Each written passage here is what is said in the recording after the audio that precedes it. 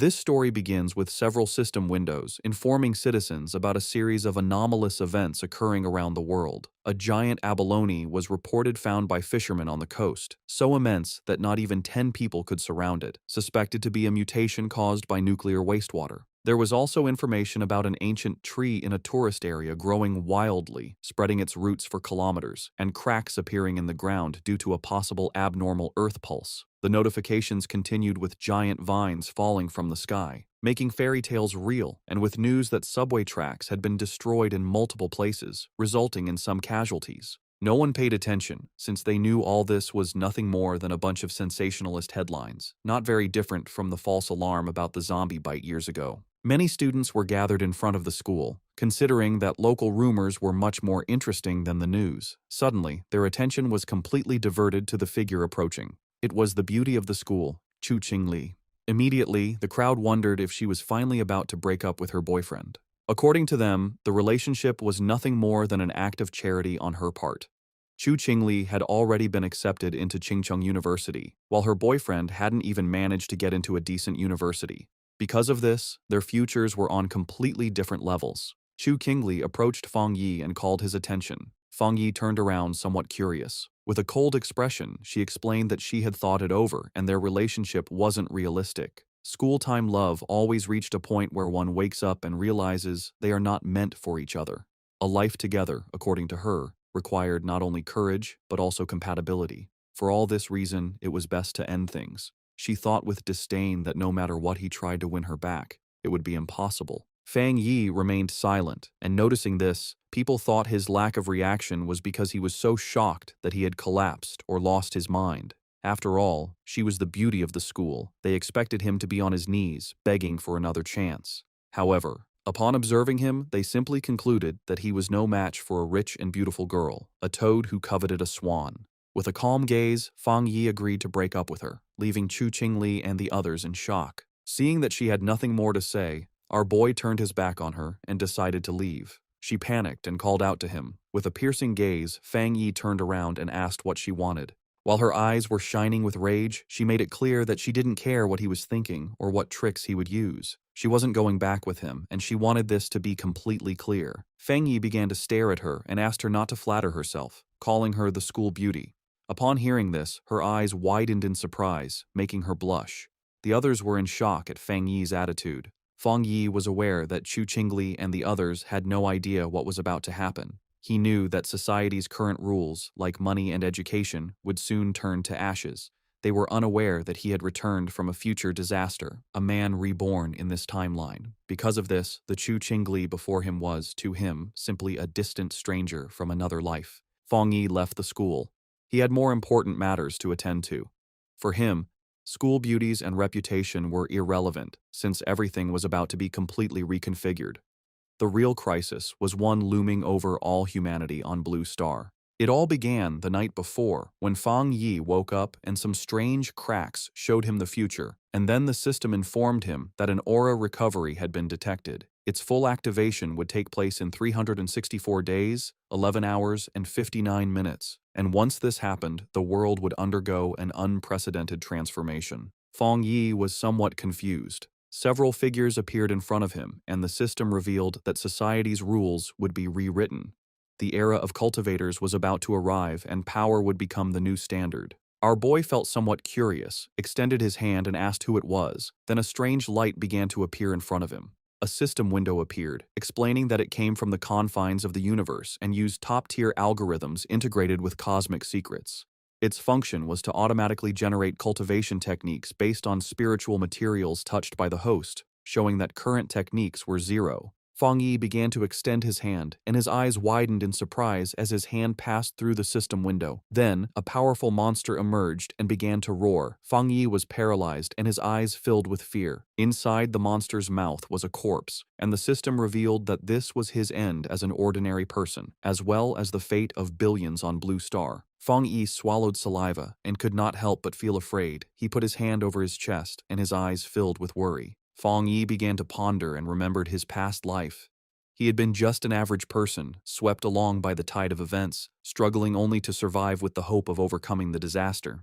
However, he witnessed the fall of his nation and the suffering of the people, and in the end, he could not escape from the mutated beasts. He remembered dying in despair, full of rage, and with a deep desire for revenge. His eyes began to shine with determination, as he thought that perhaps this was why he had been chosen by the system and brought back 1 year before the recovery of Aura. He began to extend his hand, knowing that at this moment, most people had no idea about the change that was coming. Fang Yi touched the fragments of the system and decided that he would use each anomaly caused by the aura to his advantage. The system began to initialize a new evaluation. The eyes of our boy began to shine as the system informed him that it had been successfully linked. A new path had been unlocked, and now everything in existence could be used as material.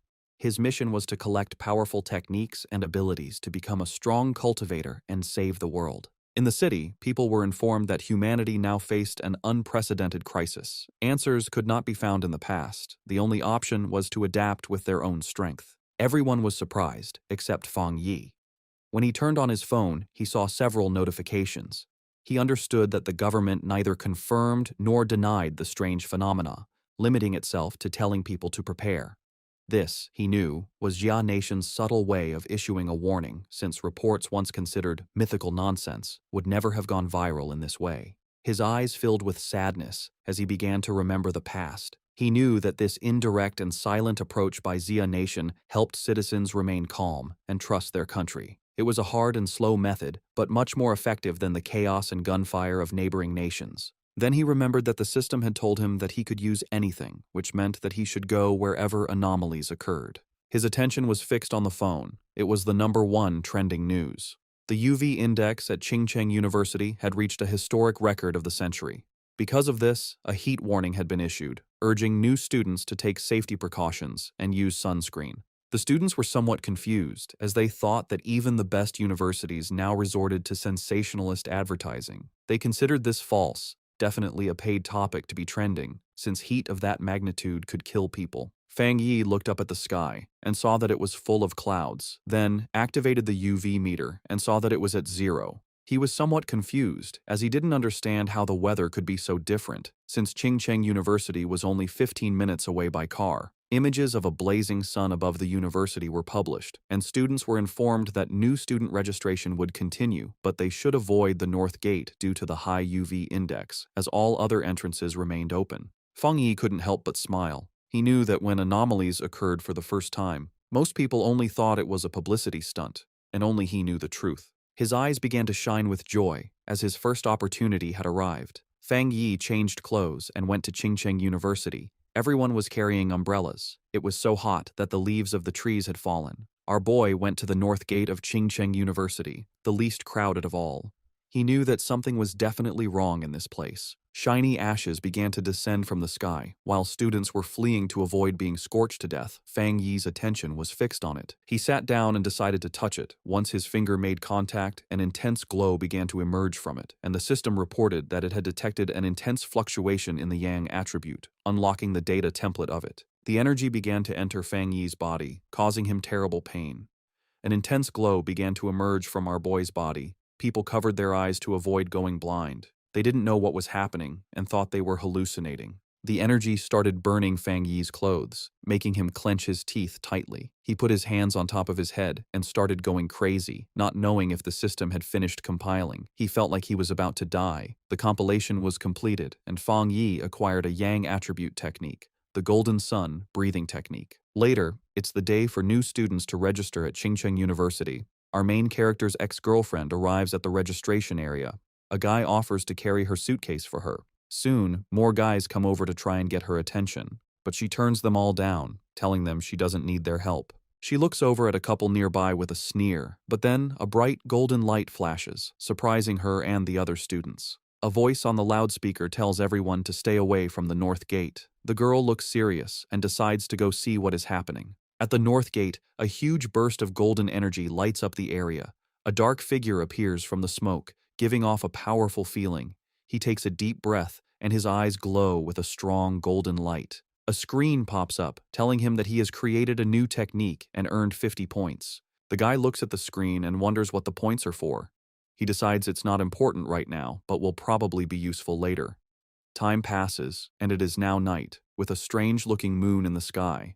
The young man then starts to practice his new breathing technique. The next day, a bright sun is in the sky, and a new energy spreads through the university. Some students notice the sky get dark and cool for a second as they run to the north gate. A large crowd gathers there to see what is going on. The university's dean is angry and asks why no one listened to the warning to stay away. The group pushes through the crowd, which moves aside for them as they go to the center of it all. A hooded person with a serious look tells the dean to block off the north gate completely. At that moment, a system tells Fang Yi that he has cleaned a polluted area. He learns that the government already knows about these areas and wonders if there are other people like him. Hearing an alert about people not being allowed in the area, the young man knows things have gotten serious. The students see people in uniforms and wonder if they are from the army. From a rooftop, Fang Yi sees that the disturbance is getting a lot of attention.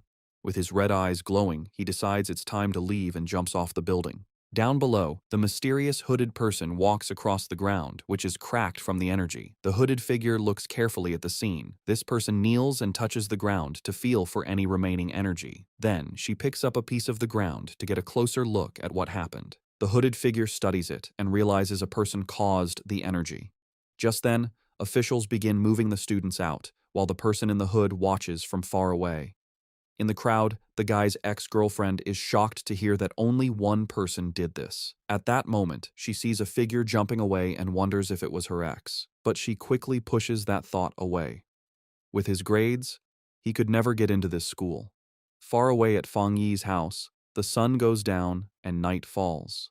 Lying on his bed, the young man complains that his body is still hot, even after a cold shower. Because of the heat, he's afraid he won't get any sleep. He also worries that because of what happened today, someone might have noticed him. He then picks up his phone and sees a popular news story about a cultivation association. The young man remembers that everyone used to think it was just a joke on the internet. Just then, he remembers the hooded people at the university and thinks they must be from the association. Curious, he opens the news story to read the whole article. It explains the different cultivation levels, from ghost acts to total transcendence. In the comments, people think it's a joke, but he wonders if the announcement is real. Fang Yi thinks about how he never knew any of this in his past life as a normal person. Sitting on his bed, he thinks about the cultivation association and decides to try his technique again. He closes his eyes and focuses to start his training. In that moment, he begins to sweat as a strong, golden energy flows around him. He starts to float in his room, surrounded by a bright golden glow. A light shines on him. The first step is to strengthen his body to hold the power of heaven and earth. He successfully controls the energy and shapes it into a divine axe. His eyes glow brightly, and he smiles, feeling full of power. The system tells him he has reached the Dushui level and gives him 50 more points. The guy remembers the points and reads the screen, which says a new path is now open. The system explains that the points can be used to put the compiled data into any object. He thinks about the idea of putting power into an object and looks at his mug on the table. He holds his hand out toward the mug with a golden glow of power. The system asks if he wants to use 1 point to put the Yang attribute on the mug. He realizes this is like enchanting an item to give it a special power. The young man thinks that if he did this to a weapon, it would become his own special item for fighting. He decides that having a powered-up weapon will be very important for what is to come. The guy then finds a small sword on his shelf and decides to try the power on it. He thinks that if the test works, he will buy a real weapon to be ready for the monsters. Suddenly, a strange noise from outside the building gets his attention in the middle of the night. Outside, a dark creature with huge claws is watching Fang Yi's apartment. With glowing red eyes, the strange creature shows its sharp teeth in the darkness. It looks like a giant demonic rabbit and gets ready to attack the building. But inside the apartment, the guy has no idea that danger is coming. Lying in bed, the guy feels uncomfortable from his new cultivation technique. With his red eyes, he wonders where the sound, which was like a rat, came from. He thinks the sound is not from inside or from the pipes, and it might be a neighbor's pet. Walking through the living room, he thinks that with his better hearing, it is normal to hear the neighbors. Then the guy focuses his hearing to listen more carefully to the strange sound, but he soon realizes something is wrong and becomes alert. Fang Yi goes to the door and comes face to face with the scary creature right there in the dark hallway. In the hallway, the strange creature with red eyes appears and glares at him, ready to attack. He is startled and recognizes the mutated beast. A memory from his past life scares him. At the same time, a drone flies over the city at night, showing that others know about the danger. On top of a building, a girl complains that they still have not caught the rabbit that ate a rare fruit. With a lollipop in her mouth, the young woman seems very calm and confident about the mission. She then orders her team to keep sending her updates about the target she is hunting. After that, the mysterious girl jumps from the top of the building to begin the chase. Falling very fast, she moves with ease between the huge city buildings. Suddenly, the young woman feels the mutated beast's power and realizes she is getting closer to it. With her eyes glowing, she finally finds the creature and gets ready for a fight. The mysterious hunter lands hard on a rooftop, moving with amazing skill. Running down the side of a building, she gets the order to chase the target no matter what. With a perfect landing, the young woman continues her chase without stopping. Jumping from building to building, she warns that the creature ate a special fruit and might evolve. Just then, a man working late sees something fast go by his window and is very confused. He wonders if he is seeing things, but his boss yells at him for just standing around. Meanwhile, the hunter stands like a shadow in front of the moon on the 65th floor. Back in the apartment, Fang Yi faces the strange creature, which screams at him. With his golden eyes, he knows his body has changed, and now he can fight it fairly. The creature then attacks with its claws, but the young man dodges with amazing speed. Fang Yi thinks that his body has really changed, and now he can see the attacks in slow motion. With sun energy in his hand, he wonders why a mutated beast is here so soon. He then remembers things from his past life and faces the monster. The guy knows the creature has not fully evolved yet, and the night makes it stronger and angrier. So he rushes forward to attack, because he has to stop it, or everyone in the building will die. Fang Yi manages to grab the creature with his hand full of energy. With surprising strength, the guy bites the strange creature without any fear. He holds the monster tightly, and his golden eyes shine with a cold, focused look. Then the young man spins the creature in the air and realizes its tail is its weak spot. Taking his chance, he grabs the beast's tail with all his strength. Fang Yi throws the monster against the window, and it shatters from the force. With his fist glowing gold, he gets ready to land a powerful punch. The guy shoots a beam of energy that hits the creature right in the air. The monster is then completely covered by the bright golden beam of light, but the strange creature grabs the golden energy with its claws and tries to take its power. Fang Yi then realizes the monster is trying to steal his yang power, and he fights back. He thinks the power of the sun is too strong and that the rabbit is just destroying itself. Soon after, a golden explosion covers the monster, which can't handle that much energy. In the building next door, a couple wakes up from the noise, and the man wonders if it was thunder. He then goes to the window to check, but sees nothing strange outside. Our hero lands on the floor, surrounded by what is left of his golden energy. The young man thinks that the creature was like a starving ghost trying to eat his power. After the fight, the monster's eye falls to the floor, letting out a weird black smoke. With a serious look, he stares at what is left of the creature he just defeated. Without thinking twice, the guy stomps hard on the eye, crushing the rest of the beast. He understands that the creature of the night was desperate for his opposite yang-type power. The young man thinks that if he were normal, the monster would have easily eaten everyone in the building. With that, he knows he needs to learn more techniques to face the dangers ahead. Meanwhile, a mysterious girl jumps through the air in the moonlight, looking like a hunter. With amazing speed, the young woman runs very fast down the side of a building. When she gets to the scene, the mysterious hunter's eyes open wide with shock. Standing there in the middle of the night, she wonders if someone else defeated her target. Kneeling on the ground, she notes that the target has been destroyed, and that she will try to get the night attribute back. But as she touches the monster's remains, she is surprised by a golden energy that is still there. The young woman then feels a strong heat and a burning power that makes her pull back right away. The young woman remembers the energy from the university gate and understands that this is not a coincidence. After this discovery, the girl turns on her communicator with a serious and determined look. She tells her base that the target was taken out by a powerful new forerunner with a special ability. A voice on her communicator asks if the same person cleaned the gate and killed the rabbit. A man confirms they have no information on this person, and that the association must recruit him. The silver-haired girl agrees with the plan. She then carefully puts the small flame of energy into a container on her clothes. Her boss tells her to stop her other missions and focus on finding the new forerunner. At that, the mysterious hunter calmly unwraps the lollipop she was holding. The young woman puts the candy in her mouth and says she understands the new order perfectly. But before she starts the mission, the girl says she first needs to get some milk tea to relax. A voice on the communicator wonders who this mysterious person with so much power could be. The young woman agrees that the president was right and that she needs to meet this powerful master. Feng Yi's day starts with the sunrise. He stretches, ready to train. He knows waking up early is good for his power, so he prepares for another session.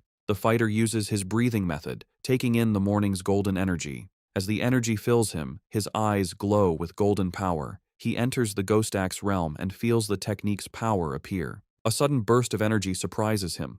He realizes he's getting stronger again. Power flows through his body, and he focuses to control it. He makes a tight fist, feeling the energy now in his hand. He summons his key axe and sees that the weapon feels much lighter. He grips the weapon's handle firmly, ready to try out his new strength. The warrior lifts the golden axe over his head, preparing a powerful hit. He reaches the 2-star Ghost Axe realm, releasing his strength. His eyes now burn with golden flames, showing his new power. Feng Yi's body feels much stronger and tougher after this change. He grew stronger so fast because he used the extra energy from his last power-up.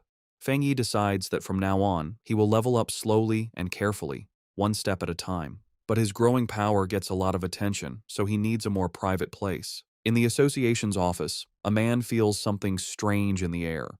He sees the change in the sun's energy and wonders if it's the new guy again. Feng Yi finds a quiet spot by a river to continue his plans. A system screen appears, and he confirms he will add a special quality to his weapon. He remembers trying this with another item, but it couldn't handle the power. This time, the new blade works with his energy, making a strong connection. A system message confirms the item encoding worked. Excited by his new weapon, he gets ready to test its amazing power right away. The test result shocks him with the incredible power the sword let out. A huge golden beam of light shoots from the blade into the sky. The warrior lands with his sword in flames, feeling the power flow through him. He almost starts a fire with that swing and sees how dangerous his strength is. The smoke from the attack is big, so he knows he was seen and needs to leave. A girl is running fast toward the smoke he left. She complains that she stepped away for a moment and missed everything. Suddenly, the young woman stops. She sees that the river is actually boiling. The agent flies over the damaged area, wondering what the new guy did to the place. She can already imagine being told off, since everything has gone wrong since he appeared. Just then, a golden flash in the distance catches her eye, and she becomes curious. The hunter is shocked by what she senses. This shouldn't be possible. His power level jumped from 1 star to 2 stars, and he even made a spirit weapon. The association only has 2 of those weapons, and the way to make them isn't fully known. The girl gets suspicious, wondering how he got this kind of power by himself. But she thinks she must be wrong and decides to start cleaning up the mess he made. Far away, Feng Yi thinks about how his weapon now has the Yang attribute, but he wants more. The system can encode anything, so he plans to add more qualities to the blade. Suddenly, his phone buzzes. He has a message from someone he doesn't know. He completely forgot about being private, and now a stranger is inviting him to a pioneers group. He's shocked to learn that official members must be at least Ghost Axe realm level. The stranger talks about a new pollution zone and invites him to a group hunt. He asks for the location, and the stranger sends a file about the lava dragon of the Shadow River. The zone has lava, and the same Yang attribute he has, so Feng Yi decides to accept the invitation. Far away in the Binmu district, a group is waiting for old Li's friend to arrive. One member says the girl's map was so good, he got there easily. The blonde girl thanks everyone for coming and tells them they need to work together. She is from the Cultivation Association and is disappointed that the pioneers here aren't very strong. What many don't know is that the Cultivation Association is a government group. Getting into the group was hard and required her family to ask for favors, so she hates to fail. Just then, one of the explorers sees the newbie arriving and calls him by his name, Fang. Feng Yi makes a strong entrance with his new sword and introduces himself to the group. The agent is startled by his power, but sees his aura isn't scary, but warm. Since the team is all there, the leader gives the signal, and they go toward the cave entrance. Feng Yi decides to go first and asks the blonde agent to take care of the light. The group walks through the cave, and one of them warns Fang about the loose rocks. They think it's strange that the place isn't very hot yet. Feng Yi reflects on how quickly the team accepted him and feels that their friendship is real in these hard times. Feng Yi keeps moving forward, and the ground under his feet starts to change color, showing that danger is near. Suddenly, they get to a huge opening and are amazed to see a river of boiling lava right in front of them. Without hesitating, Fang rushes toward the danger, and the blonde agent yells at him not to be so reckless. To everyone's surprise, the warrior pushes his sword right into the lava. The explorers panic and scream for help. A fiery explosion throws the team back, and Fang Yi's system detects a worldwide problem and starts to analyze the information. As he plunged his sword into the lava, Fang Yi's system analyzed the anomaly, revealing a new power, the inner flame, with an extremely high internal temperature and explosive properties, and the scarlet flame sword technique, which unleashed its power when the blade was drawn, coating it in fire and lightning. Resolved, Fang Yi gripped his sword. His eyes and the blade glowed with fiery power, a perfect technique for his Tang sword. Below, the other explorers, thrown back by a previous explosion, watched in amazement as Fang Yi stood unharmed in a vortex of fire, realizing his weapon was absorbing the lava's power. Fang Yi then used his script points to permanently embed the Scarlet Flame attribute into his sword, which now burned with energy. When the flame subsided, his teammates concluded he had suffered a small cultivation accident and had recovered. The group was euphoric, noticing the cave's spiritual energy had stabilized. One of them celebrated being able to absorb it smoothly, while another, on the verge of beginning his cultivation path, excitedly shouted Xiaoya's name. The blonde agent, Xiaoya, encouraged them to train while she kept watch, and the team thanked her for the opportunity. The peace was interrupted when Xiaoya detected figures approaching the entrance, warning that other pioneers were arriving. 3 muscular men entered, led by one with an eye patch and glowing red eyes who arrogantly declared the resource-rich land was now theirs. Xiaoya grew worried, recognizing all 3 newcomers were at the 1-star Ghost Axe realm, a level her team couldn't challenge. Despite the danger, Xiaoya tried to reason with them, politely stating they had arrived first and even offering to let them join. Her diplomacy was met with contempt. The eye-patch-wearing leader mocked her low level and ordered them to get lost or face the consequences. Xiaoya's expression hardened. She reflected on the harsh reality of survival of the fittest in this new era, but as a member of the Xia Nations Association, she decided she couldn't allow this injustice. Just as the confrontation was about to escalate, Fang Yi stepped between Xiaoya and the hostile leader. With his sword ignited, he coldly asked the large man if he had nothing better to do than bully a young woman. The eye-patch-wearing leader was left stunned and speechless. Without hesitation, Fang Yi unleashed a single, devastating swing that created a fiery explosion, sending the 3 aggressors flying. The force of the attack startled Fang Yi's own teammates from their meditation. He remembered the tragedies caused by those who followed the survival of the fittest principle, knowing only overwhelming force would work on such people. To make his point, Fang Yi drove his blade into the ground in front of the rival leader. Surrounded by an immense golden aura, he coldly ordered them to scram. Terrified by this second display of power, the leader called Fang Yi a monster and screamed for his men to run as Fang Yi watched them flee. His teammates rushed over, buzzing with excitement over his incredible power. Fang Yi smiled, brushing it off and suggesting it was time to leave. As they left, Xiaoya contemplated the immense power Fang Yi had shown, realizing he had held back. Convinced he was a top-tier pioneer, she knew she had to report this major discovery to her organization immediately. The scene shifts to the Spiritual Energy Cultivation Association office, where a woman on the phone with Xiaoya repeated in surprise that another high-attribute pioneer had appeared. The office worker grew flustered, realizing she had said too much, especially with an imposing man standing behind her. She awkwardly hung up after confirming the report. The young woman cheerfully asked her gray-haired superior if they were lucky enough to have 2 high-attribute pioneers in a row. He, however, grimly corrected her that luck had nothing to do with it, explaining that every high-attribute individual is destined to become a new center of power, a responsibility that stressed him immensely. Under a sunny sky, Fang Yi returned to the city.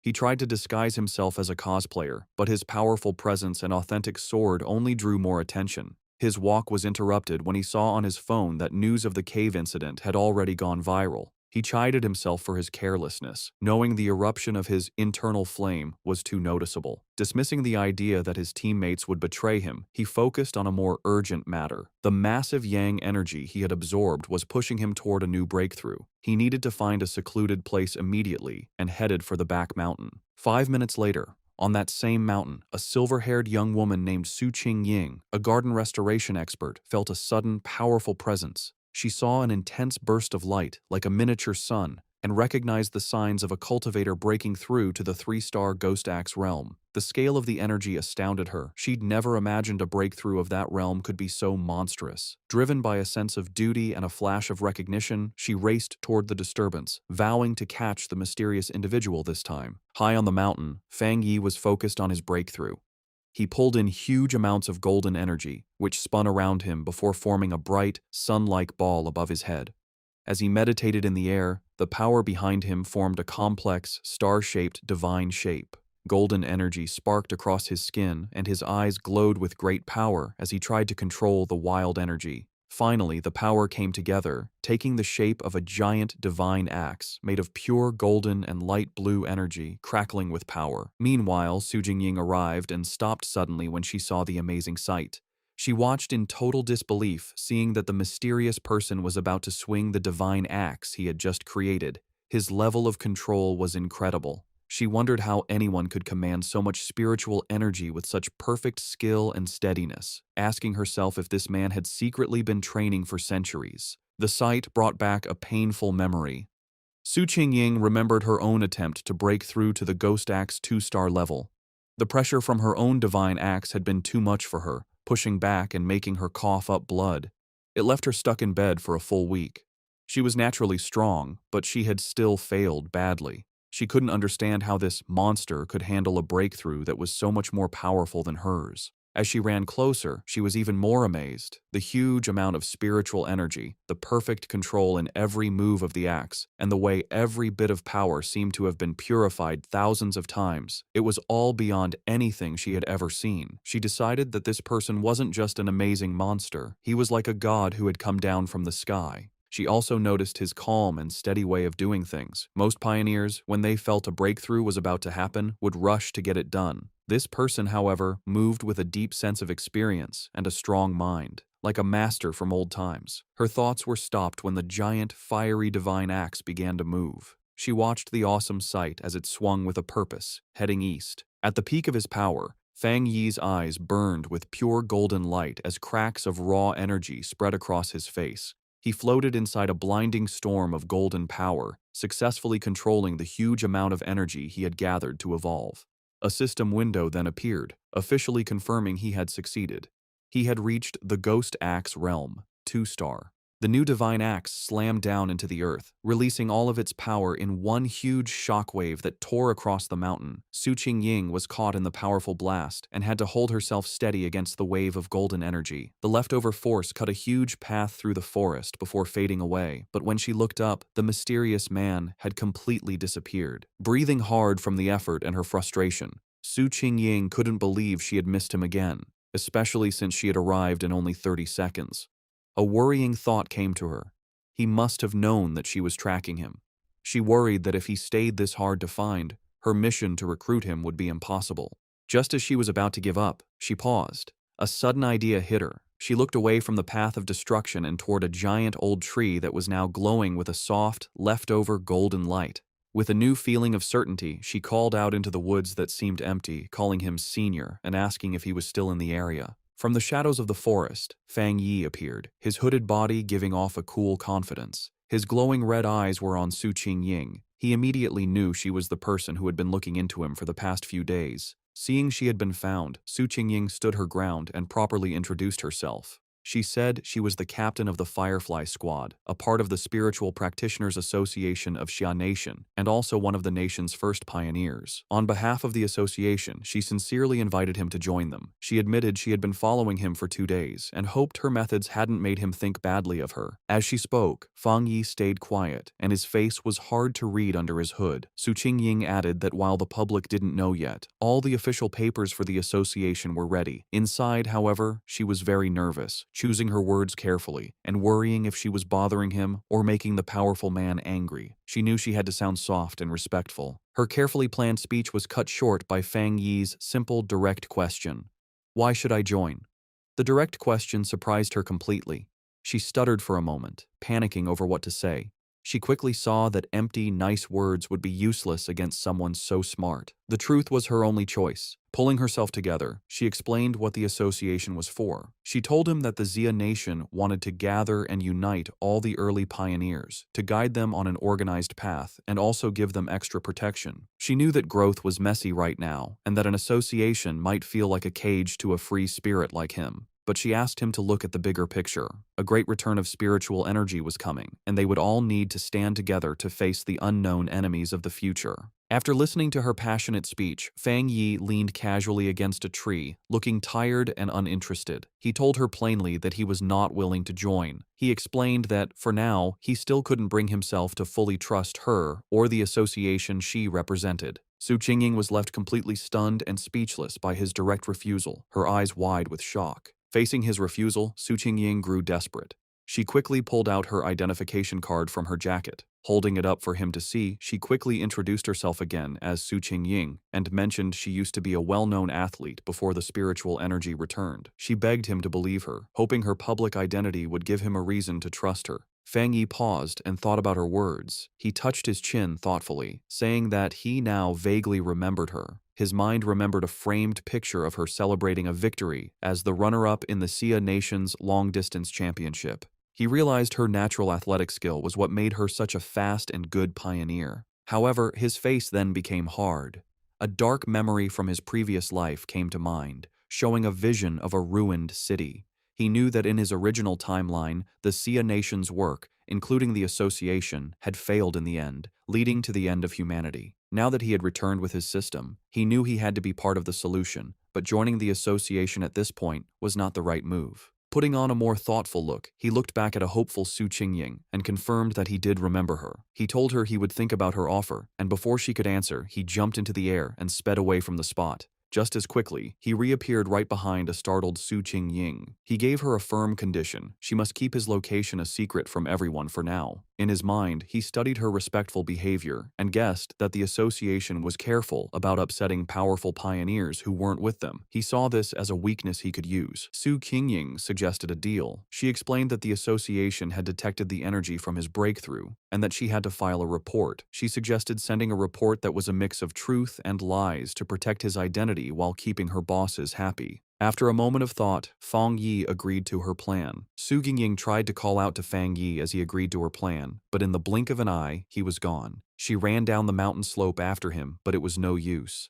Tired and annoyed, she walked alone on a forest path, muttering in frustration about how many times she had failed to catch him and how he was now trying to avoid her. She sighed, complaining about the tiring work of erasing the powerful energy signs he left behind after every incident. Her thoughts were cut short by a voice in her earpiece, telling her to stop worrying about the hard-to-find pioneer and remember the mission she was on. The voice seriously told her that the strange creatures had appeared again. Su Qingying froze, her eyes wide with shock as she asked if they were really back. A scary memory flooded her mind, showing her surrounded by a crowd of terrifying wolf-like creatures with bloody mouths and glowing red eyes. She thought to herself that she would never forget those strange, bloody beasts. The story explained what they were: cold, evil, and bloodthirsty monsters born from the pollution zones made by the spiritual energy's return. They got power from these zones, turning into monsters that ate humans. Some could even hide as natural disasters, killing anyone as they split up lands and made new pollution zones. If they weren't stopped, their very destructive nature would let them keep eating the human world until nothing was left.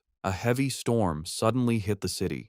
The night sky wasn't lit by streetlights, but by constant, violent flashes of lightning. Rain poured down, and red alerts lit up people's phones, warning of the severe thunderstorm and telling everyone to stay inside. Another alert announced that the Yuhuang Mountain area was closed because of flooding risks. From their windows, people commented they hadn't seen a storm this bad in years, with some joking that a powerful being might be facing a lightning trial nearby. Hidden in a rainy alley, Fang Yi watched the storm grimly, his red eye glowing. He could feel the huge amount of lightning energy in the air, recognizing its wild power. He knew this was no ordinary storm but another anomaly, with its power focused on a single point. His eyes scanned past the city buildings and locked onto a distant mountain peak that was being hit by lightning again and again. He had found the center of the storm. Without hesitating, Fang Yi raced into the downpour, leaping across rooftops as he sped toward the mountain. When Fang Yi reached the base of Yuhuang Mountain, his system immediately confirmed a pollution zone was detected. He looked up at the peak, but instead of its usual beauty, he saw a grim scene with skeletal remains scattered among twisted trees. Another system notice added to the danger, stating the pollution level was unknown. Still, Fang Yi moved forward without hesitating, walking into the dark, stormy woods with a determined look. As he got closer to the center of the storm, he saw a massive bolt of blue lightning strike the mountain's summit, lighting up the whole area. He had found his target. Inside the Spiritual Practitioners Association's command center, officials held a tense meeting. A large screen showed a vortex of blue energy over a mountain peak. An official reported that the danger on Mount Yuhuang was rising quickly, so they had to close it off and call it a new contamination zone. The grim-faced association leader said the situation was so critical, he had to pull Su Qingying from another important mission. He asked her to report on what was happening. Su Qingying told the officials that it was currently impossible to climb the mountain, as the unstable thunder energy was about to explode. Because of this, the area was officially classified as an A-level contamination zone. She continued with more worrying news. Based on how fast the energy was growing, the mountain would soon be an S-level threat, which would start their highest emergency plan. But she pointed out a major problem. Based on their data, no explorer they had could safely get near the area, admitting that not even she could handle it. A wave of shock went through the room, as calculations showed the mission would mean certain death even for highly advanced explorers. Facing this impossible situation, a man in a security uniform ordered the foot of Mount Yuhuang to be completely sealed off, with patrols sent out 24/7 to stop anyone from trying to climb it. The association leader firmly agreed. He declared they had to stop the threat by sealing the mountain and that no one could go near it until the energy concentration dropped. While the association thought Mount Yuhuang was too dangerous, Fang Yi was already deep inside the zone. Huge bolts of blue lightning crashed down around him. As the storm raged, Fang Yi stood firm, protected by a golden aura from his breathing technique. He knew, however, that just surviving the storm wasn't enough. To get the purest thunder energy, he had to climb to the center of the storm at the mountain's peak. His decision was fueled by dark memories of the past. He knew that the creatures they faced now were just the beginning, and even more terrifying monsters would appear in the future. He realized that his current fire-based powers were not enough for the challenges to come. He had to become stronger himself, not just rely on his weapon. Surrounded by the lightning, Fang Yi saw a rare and perfect opportunity to use the thunder energy to strengthen his own body. Fang Yi knew if he didn't take this chance to get stronger, he would face certain death from the disasters to come. His eyes glowing gold, he drew his flaming sword and, with a defiant roar, plunged it directly into a massive bolt of blue lightning. The wild energy surged through him, causing terrible pain, but his face remained determined. His body shook violently as the electricity coursed through him. He realized this thunder power was like a divine punishment, actively fighting against him. The storm was furious that he had entered its territory and seemed to demand that he give up. Staring at the chaotic sky, he wondered how he could possibly make such a raw force obey him. Then, he had an idea. He calmed himself and remembered his system's rule. To get a power, he had to touch the energy source. A golden aura exploded from him as he unleashed his golden sun breathing technique, determined to fight through the storm. With a loud roar, Fang Yi pushed forward, using his flaming sword to cut a path through the storm of blue lightning. The clash of his golden energy against the raw storm created a huge, chaotic explosion. Blood trickled from his mouth from the strain, but his eyes burned with determination. He knew this was a desperate gamble where he had to push himself to his limit, facing death in order to live. Finally, after a hard struggle, he reached the peak. He plunged his sword into the ground, cracking the rock as he arrived at the center of the storm. Here, the power was even more terrifying, a violent flood of thunder energy that made it hard to even breathe. He felt the storm's full attention on him and realized it no longer just wanted to push him away, it wanted to kill him. As if to prove it, the storm gathered its full power and shot a single, massive beam of white-hot lightning directly at him, an attack meant to completely destroy him. As Fang Yi faced the storm's final attack, his system activated, detecting a powerful thunder attribute and starting to process it. Far below in the city, people watched from a tall building, amazed. One man taking a photo had never seen lightning so big. Another wondered if a god was going through a trial, even thinking he saw a person in the sky. At the mountain's peak, the fight ended in a brilliant explosion. Fang Yi had won. A system message confirmed it, announcing he had obtained refined divine thunder power and could now summon heavenly lightning to make his body godlike. He was rewarded with 5 writing points. Fang Yi now floated in the air, surrounded by blue lightning and his golden aura. He understood his new power. The thunder attribute was a top-tier force for both attack and defense. Unlike his sun power, which was mostly for defense, The thunder could refine his body and turn it into intense energy. He decided that the thunder was now his spear and his shield. He also realized the power wasn't just about destruction, it was also about purification and rebirth. He could feel the energy strengthening his bones and muscles without any pain. The system then offered him an upgrade to punish evil, which would grant him double critical damage, asking if he wanted to use writing points to get it. Landing softly, Fang Yi thought about what to do next. His first thought was to put this new thunder power into his Tang sword. He considered it carefully. While it would make the blade stronger, he worried it might mess with the purity of the sun attribute already in it. He also knew that putting too many different powers into one item could damage or even destroy it. Suddenly, he had a brilliant idea. Looking at his hand, he decided to do something different. He would implant the thunder attribute directly into his right hand. The system immediately responded, asking if he wanted to put the thunder attribute into the chosen item. A confident smirk appeared on his face as he gave the command. Instantly, all the wild blue lightning in the air rushed into his right hand as he claimed the storm's power for himself. The next day on the storm-damaged peak of Mount Yuhuang, the immediate danger was gone. Below a cliff, Su Qingying and an army officer named Major Han Li stood over numerous figures in body bags.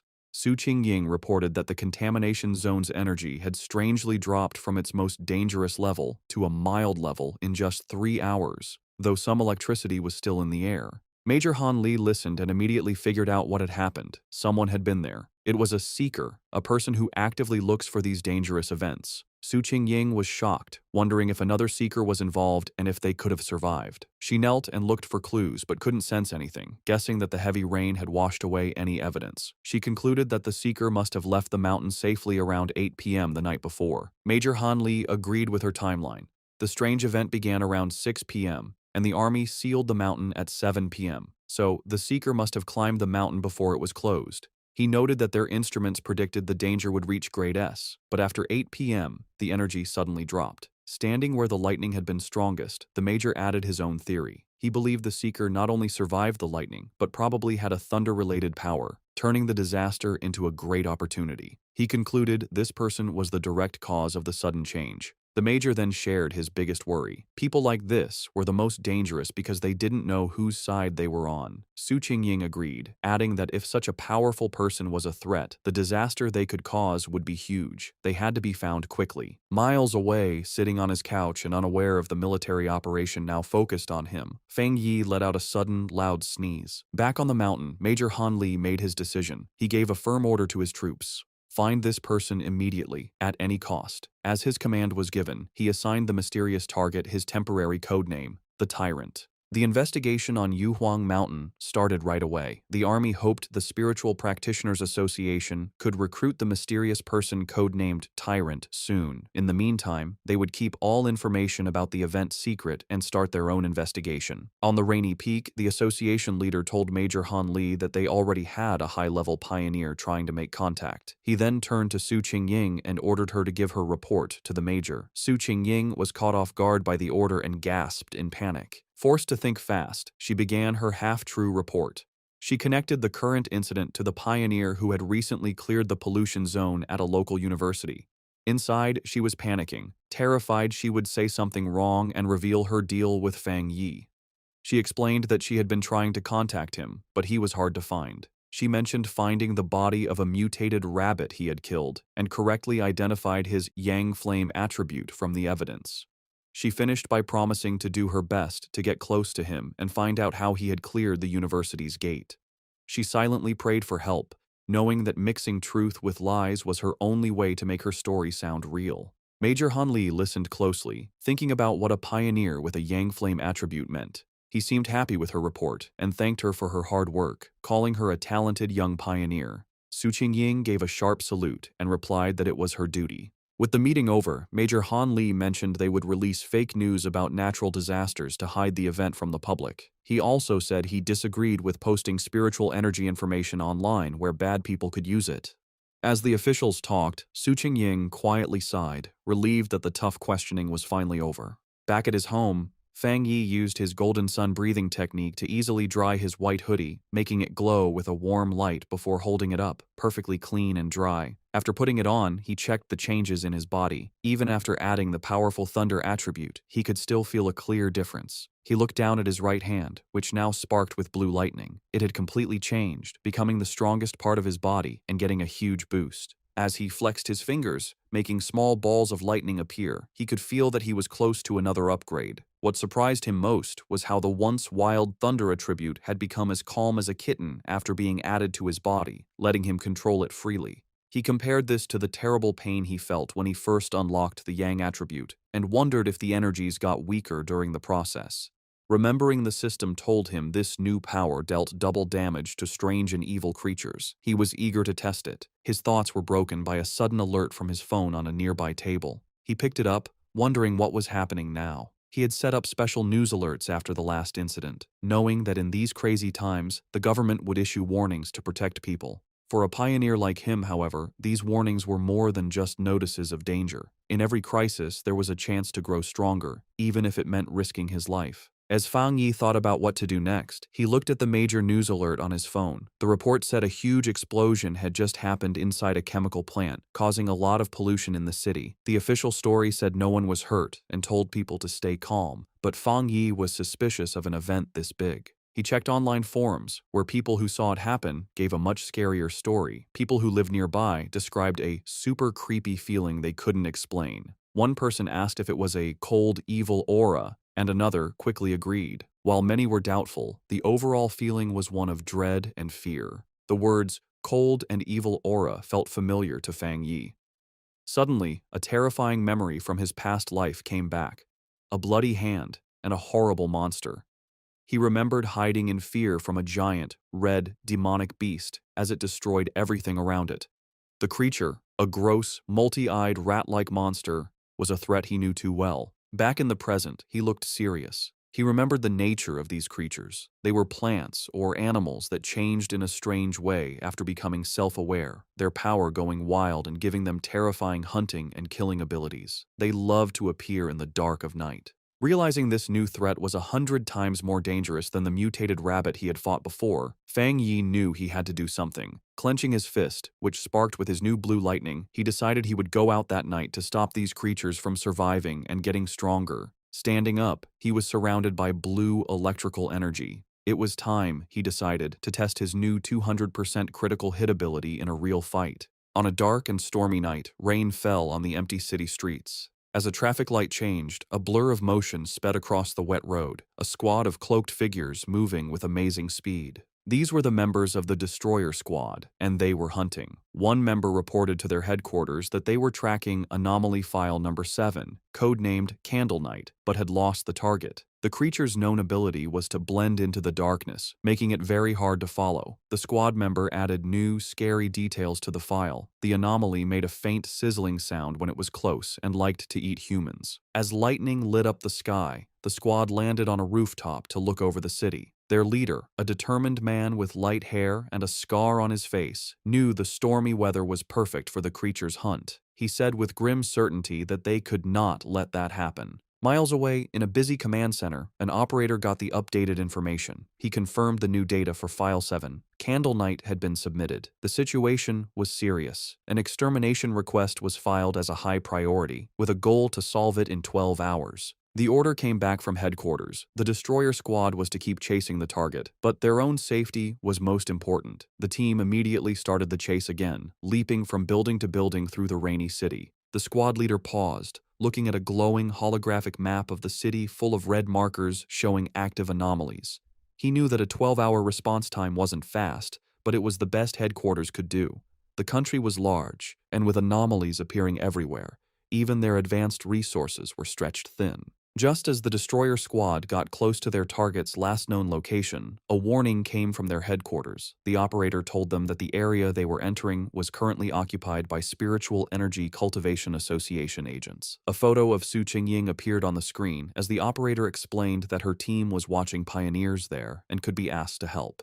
The Destroyer Squad's leader acknowledged the message and asked headquarters to have her come help, saying he had heard of her good work. Elsewhere, Su Qingying was surprised to learn she had become so famous. The destroyer squad waited grimly in the rain. Soon, Su Qingying and her own cloaked team arrived, taking a spot on a higher rooftop. With a hand on her hip, she looked down at the squad below and casually asked if they were the ones calling her for overtime. The destroyer squad's leader was not happy with her casual tone. He sternly told her that the Candle Night anomaly eats people and that this was much more serious than a simple overtime request. One of Su Qingying's team members shot back, asking if that was the right way to ask for help. Su Qingying then turned to leave, saying that the destroyer squad seemed so good, they probably didn't need help after all. She announced that her team, the Ying squad, would be leaving. As they started to go, her team members muttered among themselves, one worrying about their boss's savage attitude and another defending her, saying their own missions were just as dangerous. The leader of the destroyer squad immediately panicked and called for her to wait. He apologized for his harsh tone and begged for her help. He explained just how dangerous Candle Night was, and that without her famous tracking skills, they would be at a great disadvantage. He stressed that if his team failed, the people of the city would be the ones to suffer, as the monster would kill them all. After agreeing to work together, the two teams stood on a rainy rooftop, ready to hunt. Su Qingying concentrated, and a glowing blue ball of energy appeared in her hand.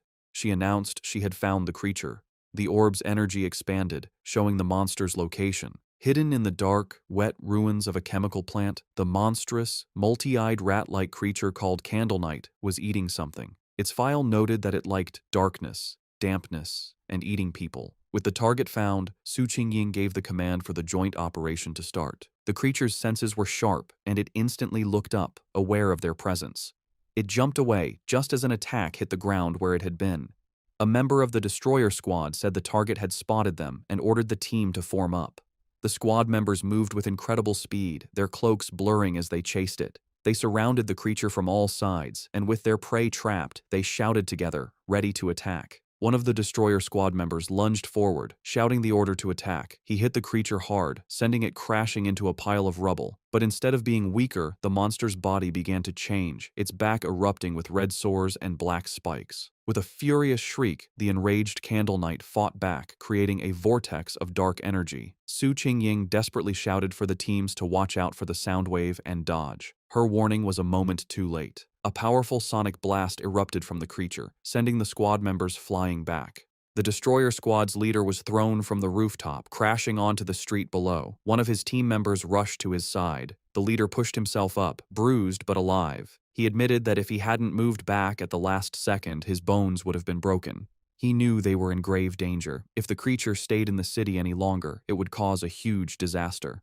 The battle took another turn as Candle Night continued to change. It grew large, bat-like wings and let out a roar, its throat glowing with green energy. It then spewed a corrosive, dark substance that filled the air with toxic green smoke. The creature aimed this blast at the ground, trying to melt the street to burrow underground and escape. One of Su Qingying's team members warned her that the monster had a corrosive dark power and that anything it touched would be destroyed. She explained that their team didn't have a power strong enough to fight it. Su Qingying, however, stayed calm. She ordered her team to stay alert and not to mess up the destroyer squad's formation, reminding them their main job was to gather information and help with strategy. Meanwhile, a destroyer squad member with a dagger prepared to strike the escaping creature. Suddenly, a pair of menacing red eyes glowed from the darkness. The winged Candle Knight lunged forward, narrowly dodging an attack from a leaping squad member. Enraged, the destroyer squad leader yelled at his team not to let the monster escape. The winged creature flew through the city streets, chased by the cloaked members of the Ying squad. From a high rooftop, Su Qingying and two of her team members watched.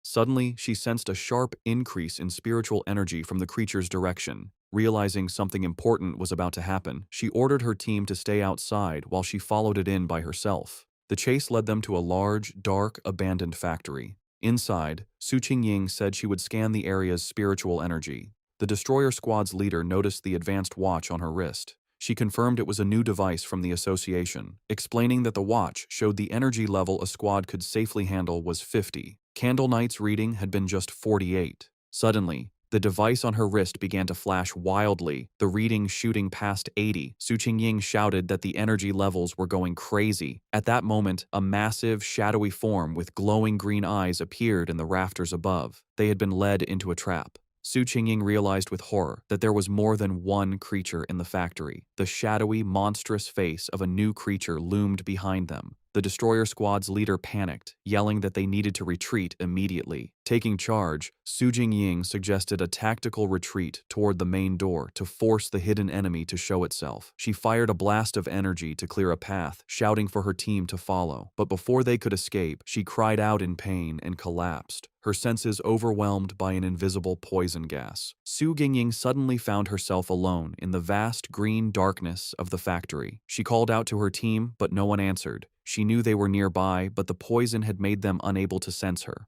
Putting the pieces together, she realized the full trap. Candle Knight had led them to this factory, which was the territory of a much more powerful creature, a giant serpent she had only faintly sensed earlier. As if summoned by her thoughts, the huge, armored head of a shadowy serpent with glowing green eyes loomed over her. She now understood that unlike Candle Knight's simple dark power, this creature's black mist was a strong poison, and they had been breathing it in since they arrived. The gas worked silently, paralyzing its victims while draining their spiritual energy.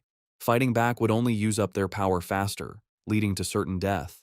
She could feel her own spiritual energy was almost gone, and without it, she knew she would soon be another victim. As she collapsed to the floor, her strength gone, she despaired at the terrifying intelligence of a creature that was just playing with them. She closed her eyes, wondering if this was the end. Lying defeated on the factory floor, Su Jingying saw a single ray of light cut through the green darkness above. A flicker of hope appeared in her eyes. Suddenly, the factory ceiling exploded inward, and a blinding light filled the room. Her eyes widened as a figure came down from the blast. It was Fang Yi. He landed gracefully in the rubble, his hooded figure standing out against the glowing hole in the ceiling. He stood before the giant serpent, immediately identifying it as a dark attribute creature. Without warning, the serpent lunged, its massive fangs aimed at him. At the same time, the Candle Knight monster burst from the shadows, attacking from behind. Fang Yi dodged the serpent's attack and came face to face with the growling rat-like beast. As the two creatures closed in, he finally understood the full trap he had walked into. In a shocking move, Fang Yi let the Candle Knight monster bite his shoulder. As blood splattered, he noted their surprisingly smart tactics, one creature for luring prey, the other for killing them. He taunted the beast latched onto him, asking if it enjoyed biting people so much. In response, he unleashed his new power. Bright blue lightning erupted from his body as he challenged the monster to taste his thunder property. At the same time, he fired a massive beam of golden solar energy from his free hand, which hit the lunging serpent head-on. Now, covered in crackling electricity and free from the stunned rat creature, Fang Yi turned his full attention to the serpent, unleashing a flood of golden flames as he challenged it to see how well it could handle fire. The giant serpent lunged with a furious roar, its huge mouth open to eat its prey. With amazing agility, Fang Yi dodged the attack, flipping through the air while swinging his glowing golden sword. As he landed, he coolly told the monster to look at his blade, a clear challenge to the giant beast. The serpent seemed to pull back, cautious of the glowing weapon. Seeing his chance, Fang Yi counterattacked. Leaping through the air, he delivered a powerful slash to the serpent's face, his sword covered in the crackling blue energy of his thunder power. The force of the blow was huge, but the result wasn't what he expected. Instead of crushing its skull, the creature's head split down the middle, revealing a second identical head underneath as if it were shedding its skin. Fang Yi landed on his feet, his eyes wide with surprise at this strange development. The creature's split head then pulled apart completely, shedding its outer layer to reveal its true, healed form. As green energy pulsed in its neck, Fang Yi knew the fight was far from over. The serpent reacted with shock and pain as the leftover thunder energy from Fang Yi's sword ran through its body. It roared in fury as the electrical energy grew stronger, overwhelming its dark power. Watching the creature twist in pain, Fang Yi gave a small, confident smirk. He knew he had the advantage, as he had already sensed this serpent's dark aura was stronger than Candle Knight's. He then revealed his clever plan. When he attacked with his sword, he had held back the full force of his fire. Instead, he had used the blade to carry and channel the thunder power from his hand directly into the snake's body. He compared the two creatures, realizing this serpent was a far more dangerous and evolved monster than Candle Knight. Suddenly, he felt a sharp pain in his shoulder where the rat creature had bitten him. He hissed, looking down to see strange purple snake scales growing from the wound. He understood immediately. Just as he'd thought, this was a smart smart, mutated species. Its poison, delivered by its partner's bite, had a paralyzing effect that let it kill silently. He could feel a sharp pain from the wound, but he also felt his Golden Sun breathing technique working to fight the venom. With a determined look, he knew he had the perfect counter. The Yang Flame power could dissolve the poison, the Golden Sun technique would protect and heal his body, and the Thunder power would purify anything left. As the energy from his powers pulsed through him, Fang Yi recognized the benefit of his combined abilities. The mix of his Yang Flame and Thunder powers now gave him a clear pain signal to any poison, acting as an early warning system. He knew he was lucky. For others, the serpent's sneaky poison would have been impossible to cure. He guessed that for the serpent to have grown so large, it must have relied on surprise attacks. He thought of the monster's den, filled with the skulls of its victims. With Candle Knight acting as the perfect bait, the two creatures had become a deadly trap even for top pioneers, which explained why so many had disappeared. But in the end, it didn't matter. As he watched the creature's huge skeleton burn to ash in his holy fire, he knew its reign of terror was over. Standing before the fire, Fang Yi felt satisfied. His inner flame was powerful, but the triple critical hit from his new thunder power had sealed his victory. He felt confident that his fighting skills were now pretty good, even compared to other high-level pioneers. He stood silently for a moment, watching the flames burn the last of the monster. Just as he was about to leave, he paused, reaching out his hand as if he sensed something. His eyes narrowed. He wasn't alone. Someone was still there. He turned just in time to see a figure stumbling out from the smoke, coughing from the ash. It was Su Qingying. She stood silently, covered in soot and clearly tired, but she was alive. As the smoke cleared, Fang Yi found himself looking at the unconscious members of the other squad, with Su Qingying sitting among them. He recognized her as the agent from the association and coolly told her that there was no need to pretend. He added that her playing dead act needed work, which surprised her. Embarrassed, Su Qingying covered her face. Realizing this was the same powerful pioneer she had been tracking, she tried to make an excuse, claiming she woke up from the smell. Fang Yi, however, wasn't fooled. He complimented her, pointing out that while her teammates were out of energy, she was strong enough to keep a small reserve to protect herself. If she had really been unconscious, he explained, she wouldn't have been able to smell anything. Flustered, Su Qingying could only offer an awkward thank you. In her mind, she was amazed. He had seen right through her. She had indeed kept a bit of spiritual energy for protection. She had no idea how he had beaten both Candle Knight and the giant serpent all by himself. Noticing her embarrassment, Fang Yi's tone softened. He told her she didn't need to cover her eyes and that he only asked her to be honest with him and keep his identity secret. Seeing she and her team were safe, he said it was getting late and he would be leaving. Su Qingying tried to call out to him, but it was too late. Saying that explaining things would spoil the surprise, he jumped effortlessly through the hole he had made in the factory ceiling and disappeared into the night. As he traveled across the rooftops, Fang Yi thought about the battle. He was glad Su Qingying hadn't tried to absorb the dark power from the monsters, remembering its disgusting coldness. He wondered why he couldn't absorb it himself. He guessed maybe the dark energy was already gone, or his body had instinctively rejected it. He decided to think about it later, at home. Left alone in the huge, abandoned factory, Su Qingying looked up at the moonlit hole in the ceiling where Fang Yi had disappeared. She sighed, disappointed that she hadn't gotten a good look at his face, and realizing he still didn't trust her, or the association. Her quiet moment was short. Acting like a squad leader again, she walked over to the unconscious captain of the destroyer squad and gave him a few slaps, telling him to wake up. The man groaned and slowly opened his eyes, bruised and confused. His first thought was panic, and he shot up, shouting that they had been ambushed. Su Qingying just watched him with a calm look. The leader and his squad members then saw why she was so calm, the massive, smoking skeleton of the giant serpent. They stared in total disbelief, confused by the scene. The leader demanded to know what happened and where the powerful Yang energy came from. Su Qingying calmly explained that a powerful pioneer had rescued them. She continued her carefully planned report, explaining that the pioneer was likely the person from her original mission, a very high-level individual with a Yang attribute. She let her voice trail off, suggesting his appearance was a lucky coincidence. The other squad members were in complete awe, with one saying it was unbelievable that one person could defeat both monsters.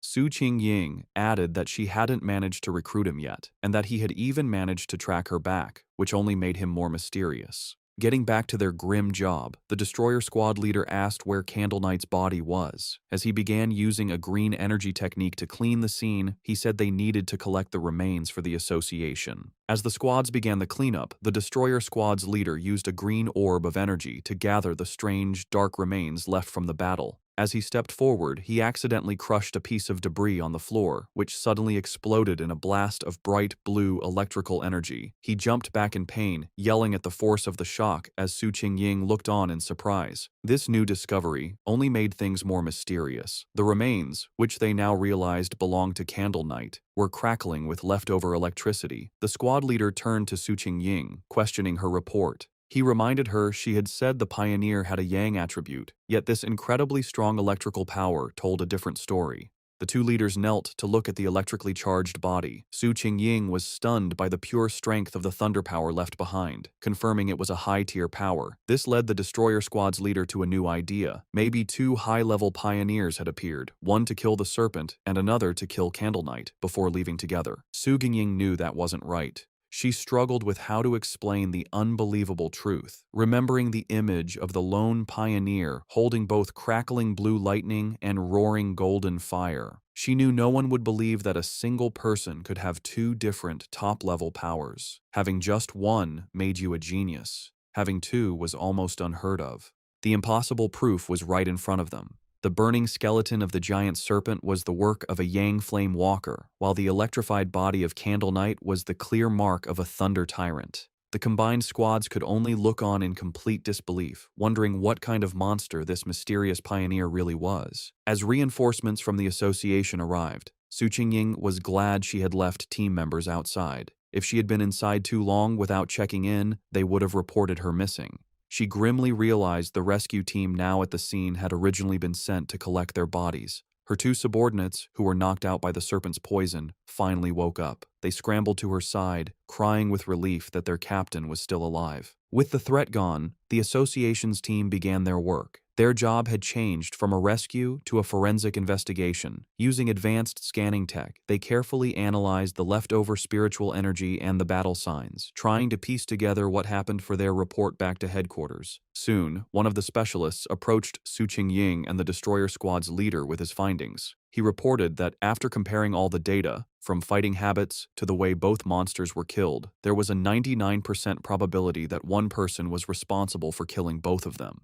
The two squad leaders stared at each other, their faces showing both shock and serious concern. The other squad members murmured to each other in disbelief. They were processing the fact that they had been saved by a pioneer with two different high-tier powers, something they never thought was possible. They knew either monster could have easily killed them all, yet this powerhouse had finished them both off, seeming to use single strikes. The power difference between them and this mysterious person was just ridiculous. Understanding the huge importance of this discovery, Su Qingying contacted her superior. She reported that the information on her target had been significantly updated. Looking up at the hole in the ceiling, she confirmed that the mysterious pioneer from the university and the powerful individual codenamed Tyrant were, in fact, the same person. Back in his office, the association superior listened calmly to her report.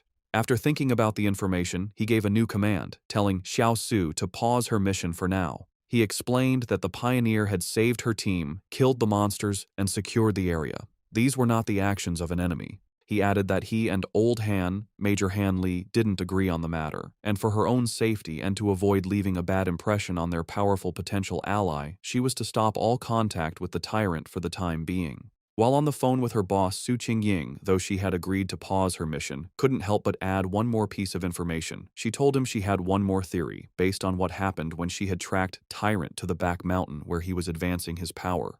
Her boss, interested, asked her to explain. She explained that during that encounter, she had sensed an incredibly strong aura where he was active.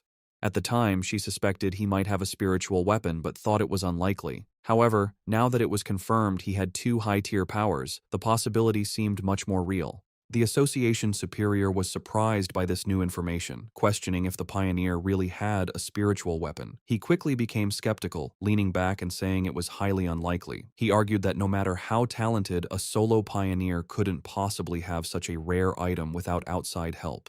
Furthermore, he added, the team had found no traces of a third spiritual energy. which would usually come from a separately made spiritual weapon. Su Jingying quickly corrected him, clarifying an important detail. The spiritual weapon aura she had sensed during her first encounter with him was clearly a yang attribute. This new information completely changed things. The superior's eyes widened as he understood what this meant. If the weapon's attribute came directly from the user's own yang energy, it meant he wasn't just using a weapon, he was creating it. This led to an amazing conclusion. If he could create his own spiritual weapons, then he had to be a spirit creation realm cultivator. Such a being could theoretically do this alone, but that level of power was almost mythical.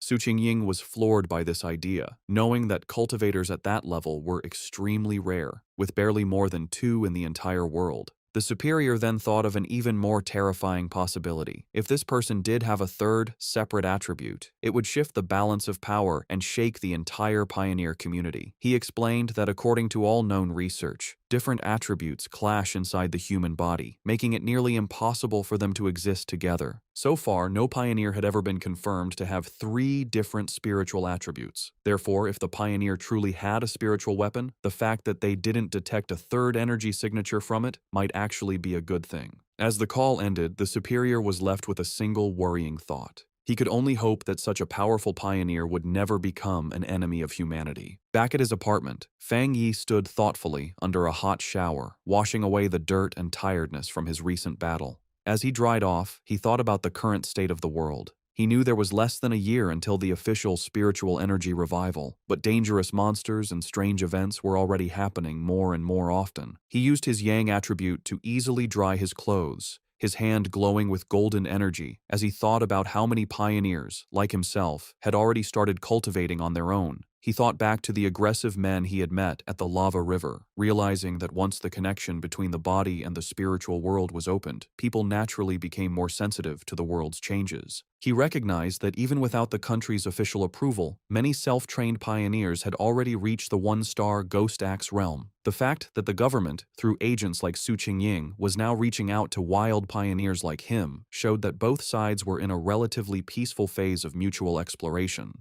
Standing in his room, thinking about Major Han Li and Su Qingying, he concluded that for now, the monsters were still under control, and there was no serious conflict yet among the different pioneer groups. However, as he finished getting dressed, he knew this peace was fragile. The government had already created the Spiritual Energy Cultivation Association, but it still hadn't told the public about it.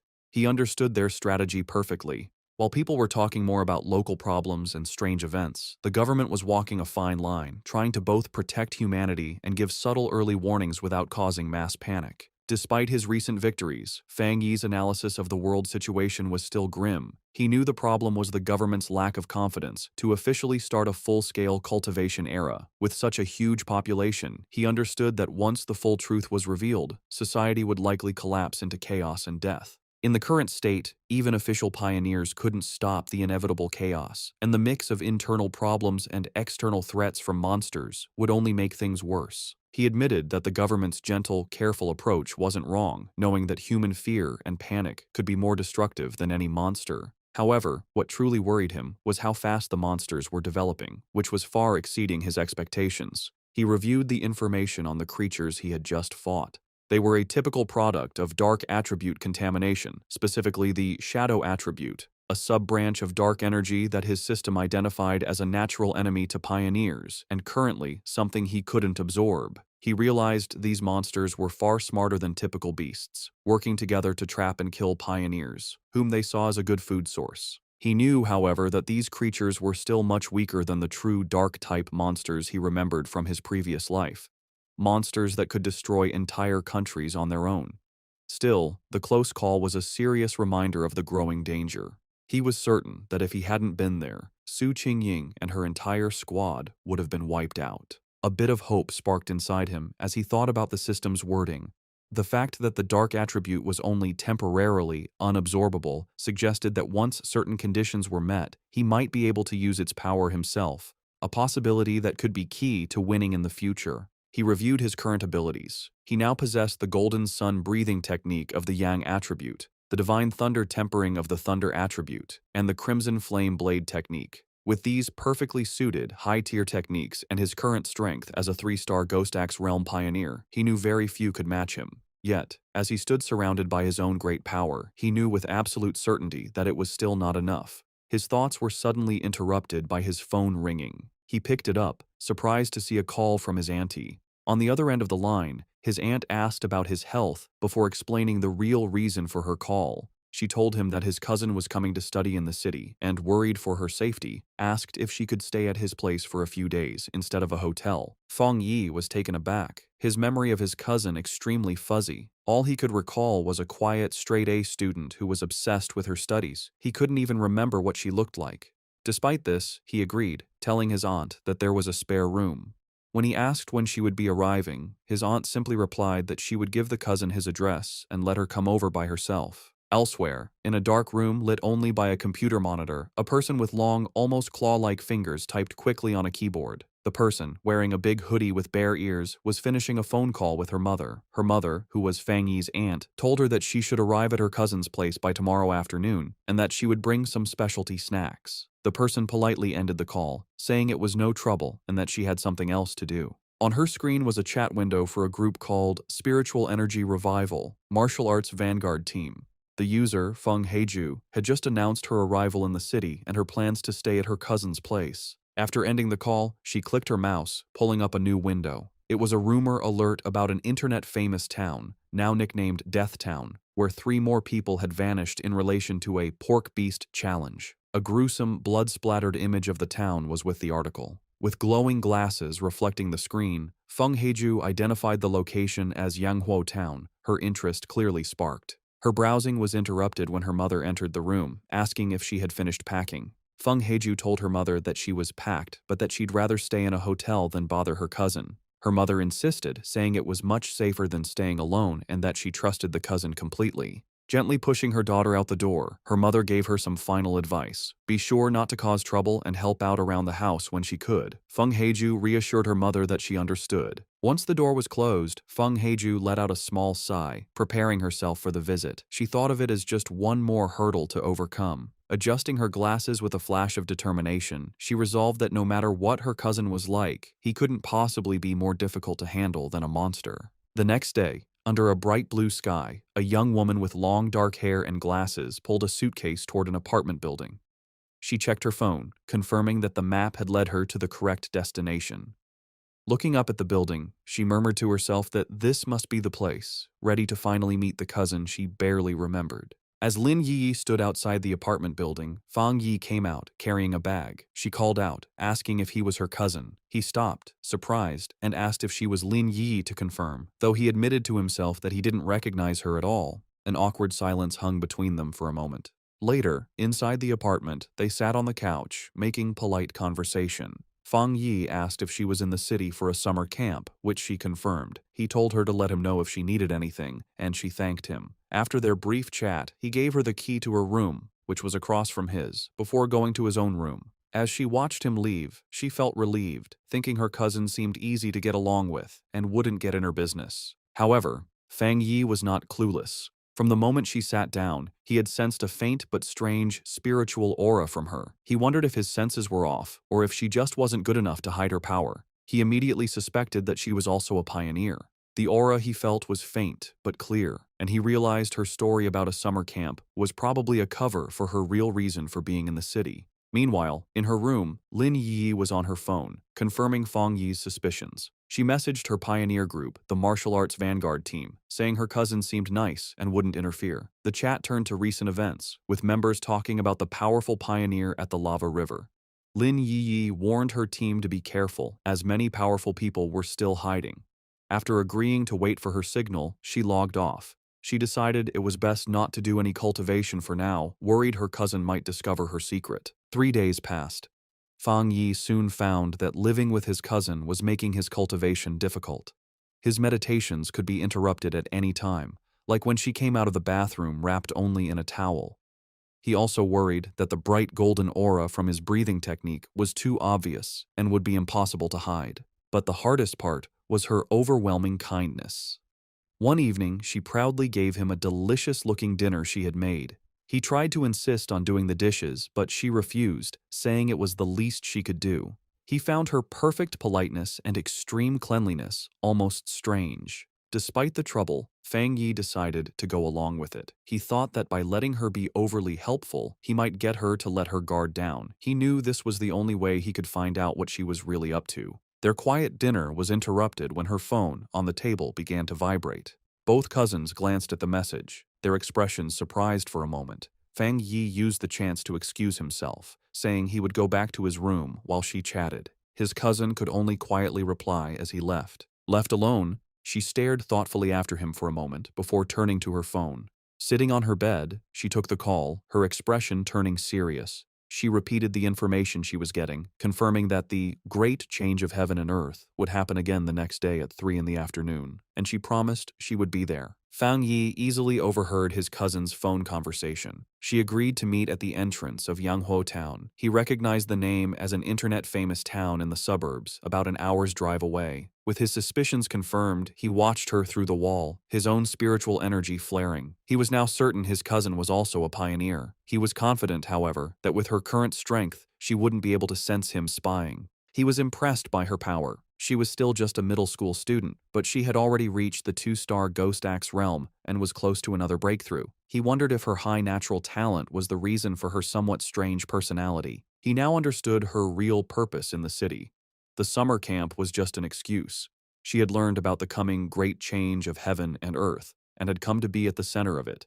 He knew that every one of these great changes was a chance to get a new technique to increase his own strength. He wondered what kind of power would appear this time. In the end, it didn't matter. With a determined look, he decided that whatever power appeared, he would take it for himself. In her room, his cousin suddenly paused, feeling a strange sensation. She looked around, wondering if it was just her imagination, or if someone had been watching her. Seeing nothing but the moonlit mountains outside, she dismissed the feeling and continued her preparations. The next day, the town of Yanghuo was buzzing with activity, with its mountains in the background. At the town's entrance, Lin Yiyi met a friend from her pioneer group. The friend playfully teased Yi about her cousin, asking if he was handsome. Yi replied that he was a good person, but just an ordinary-looking guy. Her friend sighed in disappointment. Just then, another woman from their group arrived, a redhead in a purple dress. She reminded the first friend that Yi herself had always said she was just an ordinary person. With the rest of their team there, the redhead announced it was time to get to business.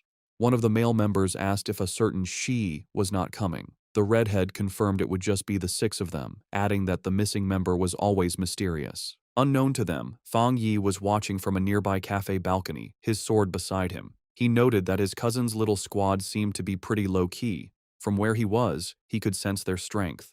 The weakest was at the 2-star Ghost Axe level, and the man who had spoken was even a 3-star. He also overheard them say their team was usually stronger, with one powerful member often absent. As he sat watching, his attention was drawn to the mountains overlooking the town. His eyes narrowed with anticipation, sensing this was where the real event was about to happen. High in the mountains, the great change of heaven and earth finally happened. A giant green vine came down from the clouds, looking like the beanstalk from the fairy tale. This strange event would appear randomly and wasn't destructive, but for pioneers, it was an important key to understanding the changes in their world. Deep in the misty mountains, Lin Yi and her squad finally saw the incredible sight.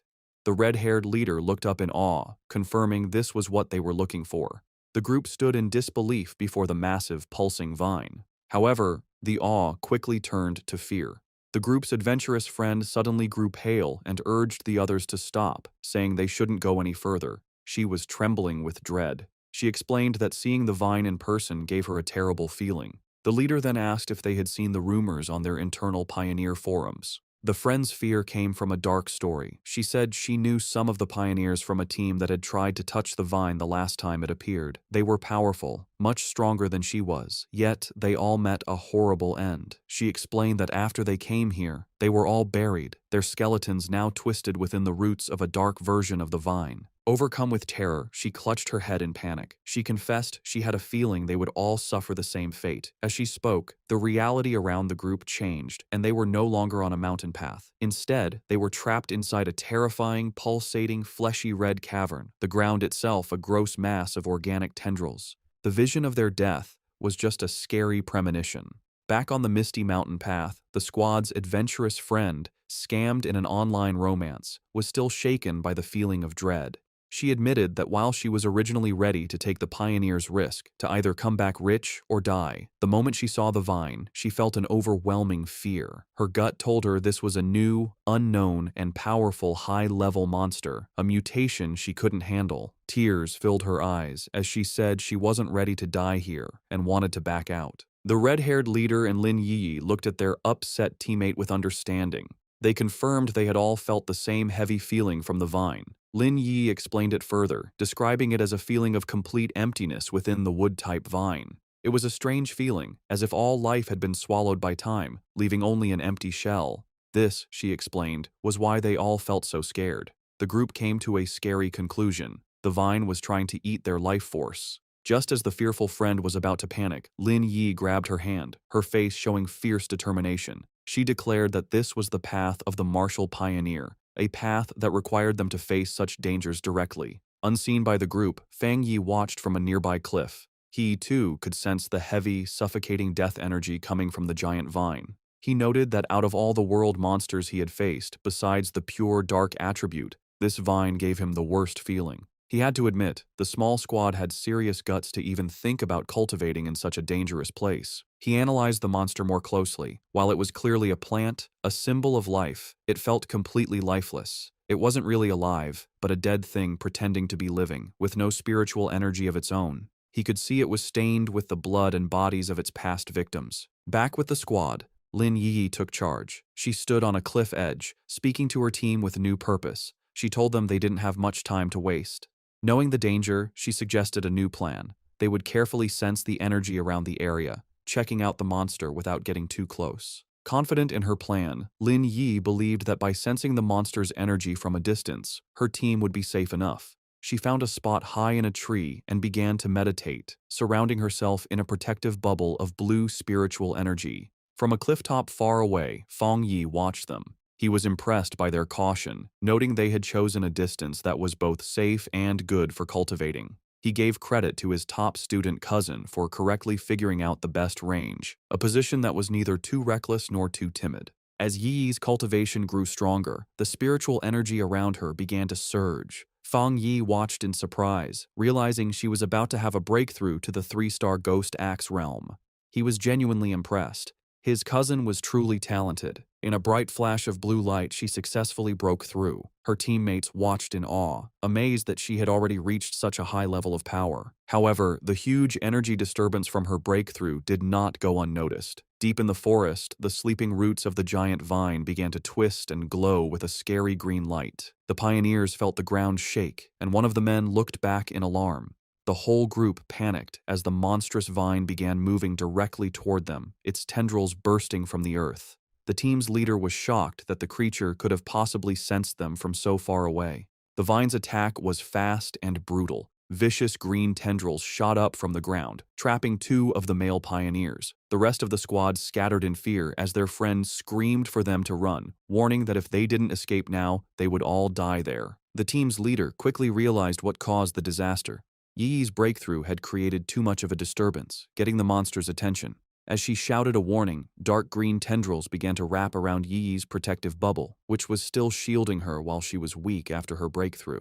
The leader knew they couldn't get caught. Once the vine wrapped around them, its deathly aura would eat them instantly. Under the immense pressure, Yi's energy shield began to crack. Chaos broke out as the red-haired leader tried to pull her panicked friend to safety. The friend screamed that they couldn't leave Yi behind, but the leader replied desperately, asking what she was supposed to do. She furiously asked if she should use her own precious spiritual energy to protect Yi, basically dying so her teammate could level up. As chaos erupted around them, the red-haired leader tried to calm one of her male teammates, who was arguing that they should leave Lin Yi to save themselves. He coldly said that life and death were up to fate, and if they didn't leave right away, they would all die with her.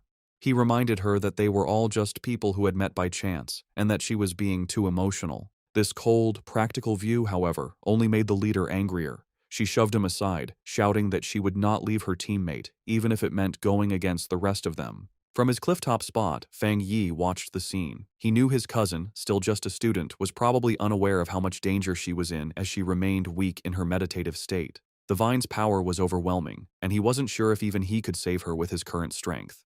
But he knew he had to act fast, as the tendrils were already starting to crush her protective barrier. He clenched his fist, a golden aura flaring around him. He had made a promise to his aunt to take care of her, and a promise made must be kept.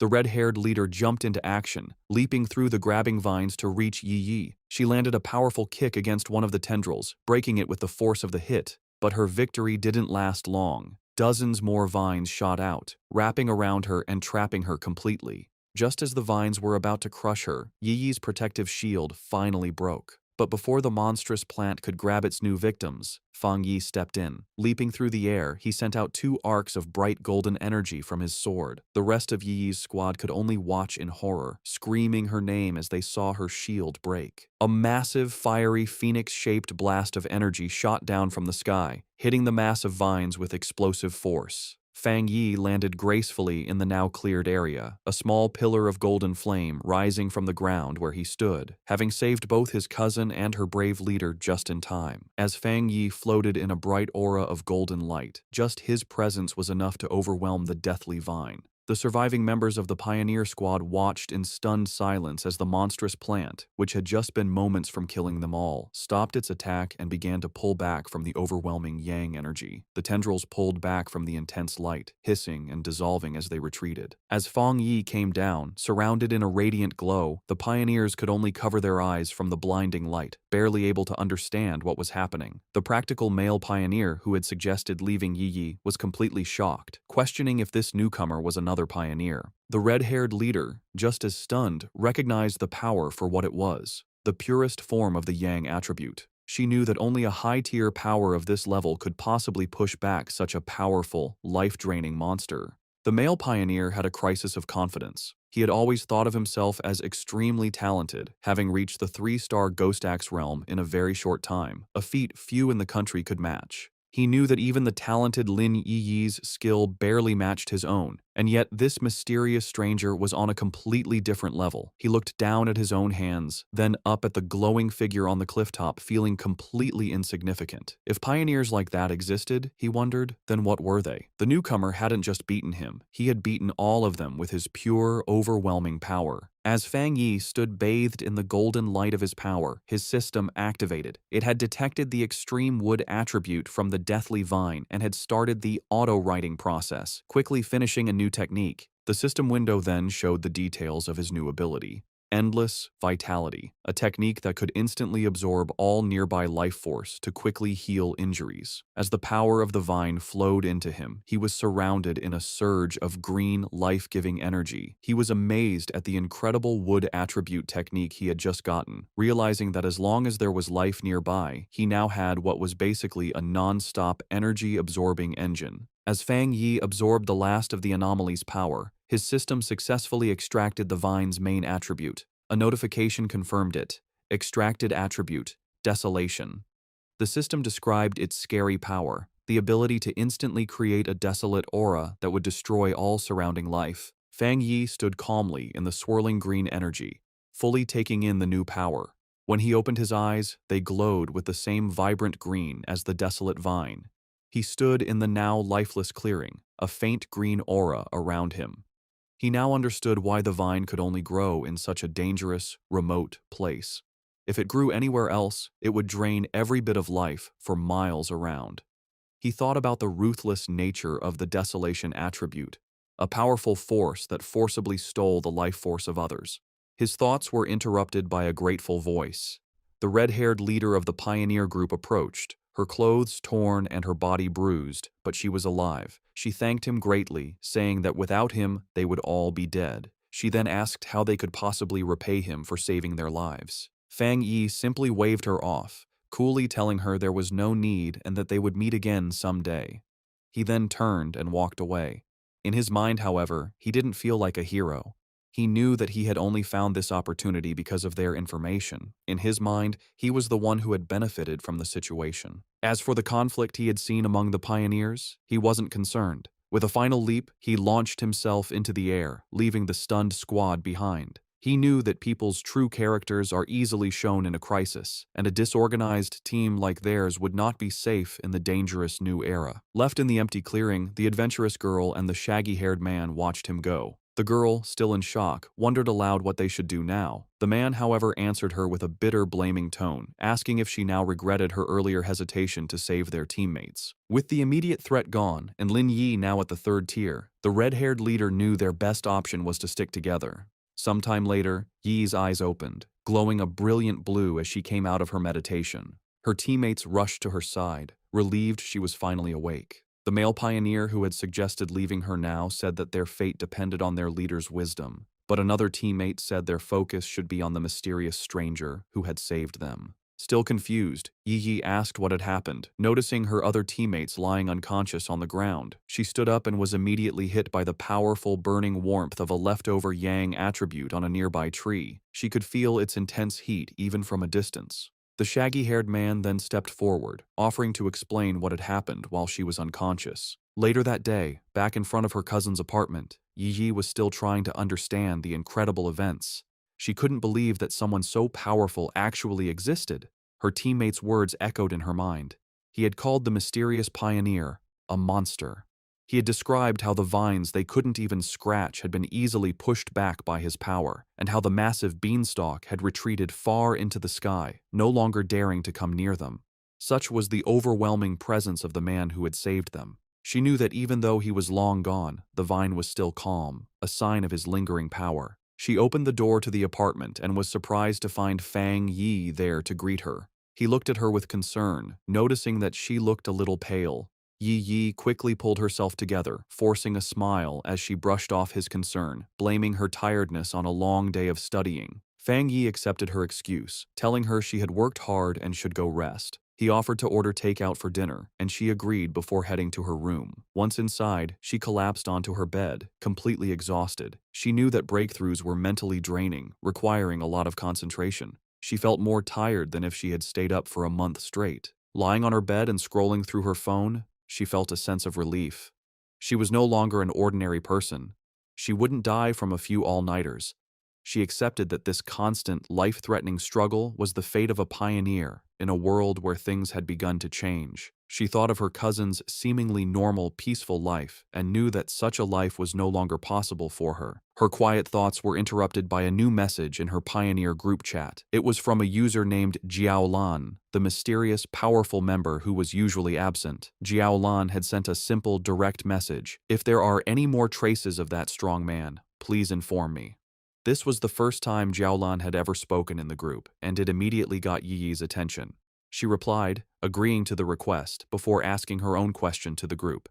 She asked if they thought the man who had saved them could be the same one from the Dark River Lava Dragon incident, and if so, why he would have helped them. The group chat immediately lit up with a post about the mysterious high-tier Yang attribute master. The post described his sun-splitting slash in great detail, telling how the witness had been forced out of the cave by a blast of white-hot light. The author of the post declared with total certainty that no other pioneer in the Xia country could match his power, and warned everyone to stay away if they ever met him. Meanwhile, Fang Yi was heading out for the evening on his bicycle. He was confident that after the day's events, his cousin would have let her guard down around him, letting him come and go without making her suspicious. With his new freedom, he had a new mission in mind. It was time to find a suitable carrier for his new desolation attribute. He knew that this power was most compatible with plants, and he pedaled off into the night to begin his search. As he rode through the night, Fang Yi thought about the best way to use his newly acquired desolation attribute. He knew that despite its power, it was still a bad attribute at its core, based on destruction and decay. He worried that putting it on his own body could lead to bad reactions. Furthermore, he was concerned that its evil nature might conflict with the good, purifying power of his thunder attribute. He decided that the best solution would be to find a carrier for the attribute, something like the strange vine itself. He guessed that the original vine monster had been born when a regular plant sensed the return of rich spiritual energy and chose to evolve, creating the desolation attribute as a way to gather more power. With this in mind, a plan began to form in his mind. With a confident smirk, he knew exactly where he needed to go. He followed a moonlit road, guided by a sign pointing toward the forest park. He arrived at the large urban park and left his bike, going into the woods. Under the bright full moon, he walked through a field of vibrant, glowing flowers. He knew he needed to find the perfect lucky one, a plant that could create the greatest connection with his own spiritual energy and show a sense of closeness to him. Closing his eyes, he focused, reaching out with his own spiritual energy. A vibrant green aura flowed from him, spreading throughout the forest and covering the plants. He could feel a response from the plants, a wave of their own spiritual energy rising up to meet his. He noted that while their response was a lot, it still wasn't strong enough for what he needed. As Fang Yi continued to send out his spiritual energy, he realized he needed a much stronger response from the plants around him. Suddenly, he stopped, his attention drawn to a specific spot in the forest. There, in the tall grass, a single white flower with a glowing center gently swayed, as if calling to him. He wondered if this was the one he had been searching for. He approached it carefully and reached out his finger. As his fingertip touched it, the flower's petals closed around it, and he could feel it absorbing the spiritual energy he was giving off. The flower then bloomed again, seemingly happy, as if it had just had a good meal. Fang Yi knelt beside the flower, a small smile on his face. He noted its strong spirituality. Though it was just a plant, it had reacted to his touch like a greedy puppy, eagerly eating his spiritual energy and then rubbing against his fingers for more. He knew he had found his carrier. Out of the entire forest, this small flower had the strongest reaction to his aura, making it the perfect container for the desolation attribute. He told the flower that it was the chosen one and asked if it was ready. Without waiting for an answer, he unleashed a vortex of green spiritual energy, focusing it entirely on the small white flower. A system window appeared, asking for confirmation. Do you want to forcibly implant the desolation attribute into this plant? With his eyes glowing a vibrant green, he gave his consent. A brilliant light erupted from his hand as the flower began to transform, its petals opening into a much larger, more complex, and powerful form. The implantation process was finished in a bright flash of green light.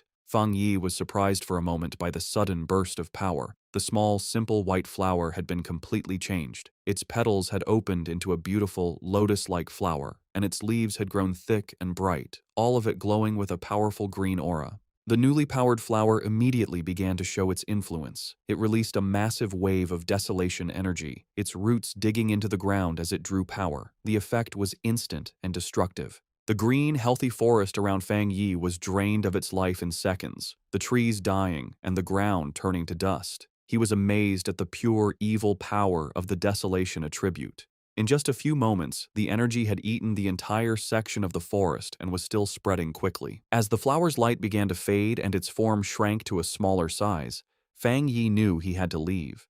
If he let the process go on any longer, the huge energy disturbance would surely get the attention of the Spiritual Energy Association. He reached down and plucked the glowing flower from the ground, roots and all. He knew this park was a risky place for such an experiment.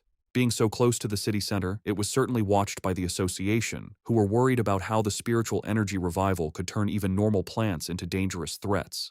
He had noticed the increased number of security cameras and the lack of any other people in the park when he arrived. As he walked away, holding his new prize, he noticed something incredible. The flower was still absorbing energy from the air, surviving and even doing well without its roots connected to the earth. He looked at it more closely, a smile of wonder on his face. He found it magical that its spirituality hadn't weakened at all since being pulled up, especially since it had been just an ordinary wildflower moments before he chose it. This led him to a deep conclusion. By giving the desolation attribute to the plant, he had unlocked its evolutionary potential, setting it on a path to becoming something far greater than it was ever meant to be. Just as Fang Yi was about to leave the park, a loud alarm blared through the forest, its red light flashing. A loud robotic voice gave a serious warning. Abnormal value exceeded. Fang Yi immediately realized that even though he tried to be quick, he had still set off the park's monitoring system. With no time to waste, he grabbed his newly acquired desolation flower and quickly left. Miles away, in a high-tech control room labeled Spiritual Energy Revival Plant Research Department, the same alarms blared. Technicians scrambled, shouting that the anomaly value was going crazy and demanding to know what was happening. An order was quickly given. All staff were to put on their protective bracelets, enter the park, and immediately block off the area, stopping anyone from entering or leaving. A team in full protective gear entered the now lifeless section of the forest. One member checked the reading on his wrist device, which showed a dangerously high value of 30. He noted that this was terrifyingly high. For comparison, the incident at Qingcheng University had only ranged between 8 and 10, and even the powerful Dark River Lava Dragon had peaked at 25. Another team member added that the park's original spiritual energy level had never even gone above 10. As one of the researchers took a soil sample, another reported his strange findings. The air humidity, surface temperature, and sunlight were all completely normal. Yet, all the plants in the area looked as if they had been drained of their life in a matter of seconds. The team leader decided they needed to get closer to the center to figure out what kind of spiritual attribute could have caused such an event. However, as one of the members stepped forward, another researcher with glasses, who seemed to be a senior member, shouted at him to stop and not get any closer. He warned them with serious authority not to touch anything, identifying the leftover energy as the desolation attribute. He then asked if any of them knew about the vine that had recently come down from the sky. The younger researchers were stunned into silence. One of them finally found his voice, realizing with growing horror that the senior researcher was talking about the infamous devil-like vine that had already been classified as an A-level mutation. The senior researcher confirmed their fears. Standing before a ghostly image of the vine with the souls of its victims trapped at its base, he explained the source of its terrifying power. The reason it was so deadly, the reason it had killed so many pioneers, was its natural desolation attribute, a powerful parasitic ability that drained the life force from all surrounding creatures, making everything it touched its own. The young researcher, who had been about to step into the dead area, clutched his chest, sweating and gasping in terror. He thanked his superior, realizing that he had just been saved from certain death. The senior researcher explained that the area around any plant that had awakened the desolation attribute was a dead zone, where anyone who entered would have their life force eaten. He remembered seeing data on another such plant in the Xia country, a rotting ancient tree in a forbidden zone in Wan City that instantly destroyed any life that came near it.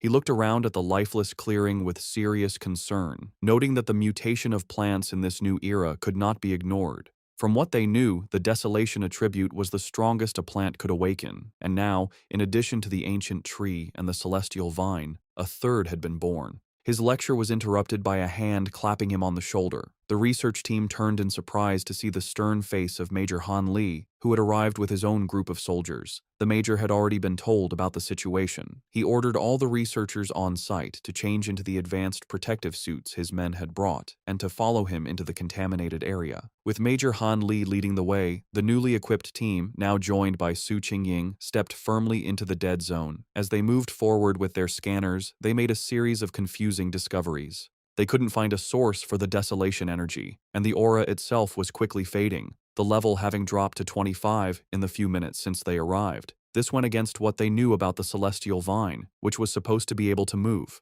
Major Han Li turned to Su Qingying, suggesting they investigate the area more closely. She agreed, her expression serious. As Major Han Li and Su Qingying began their investigation, two members of the team with glowing blue auras started tracing the flow of the leftover spiritual energy. The energy trails led them from the outer edges of the dead zone back to a single starting point. As they got closer, they stopped, their faces filled with shock. The Major and Su Qingying realized the horrifying truth at the same time. The source of the desolation energy had been dug up and taken away. A researcher in a protective suit couldn't believe what he was hearing, questioning how such a thing was even possible. Major Han Li knew that if someone truly had the power to enter a desolation dead zone and steal its source, their identity was extremely important. Su Jingying, however, had another theory.